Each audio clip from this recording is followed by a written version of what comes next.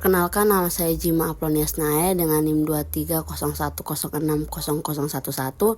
Di sini saya akan memaparkan materi mengenai negara dan konstitusi. Yang pertama, pengertian konstitusi. Konstitusi adalah kerangka masyarakat politik atau negara yang diatur dengan dan melalui hukum. Kata lainnya, hukum menetapkan adanya lembaga pemerintahan dengan fungsi yang telah diakui dan hak yang telah ditetapkan.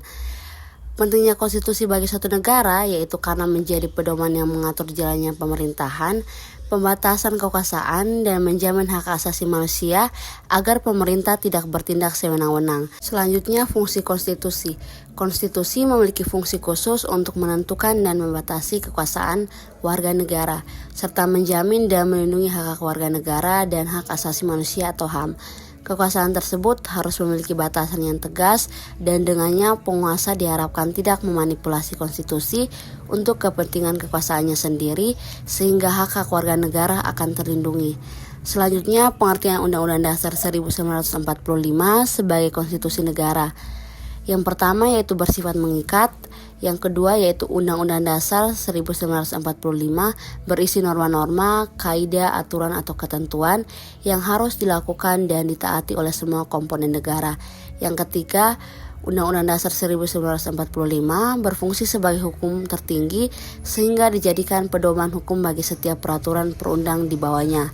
Yang keempat, setiap tindakan dan kebijakan pemerintah harus sesuai dan berpedoman pada Undang-Undang Dasar 1945. Selanjutnya, perilaku konstitusional.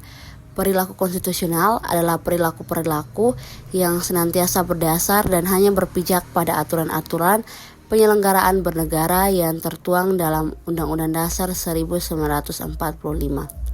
Perilaku konstitusional juga dapat diartikan sebagai perilaku yang sesuai dengan konstitusi negara. Contohnya yaitu mengakui dan menghargai hak asasi orang lain, menjaga keseimbangan antara hak dan kewajiban, menjalin persatuan dan kesatuan melalui berbagai kegiatan, mengembangkan sikap sadar dan rasional, serta membayar pajak tepat pada waktunya. Sekian dari pemaparan materi saya, terima kasih.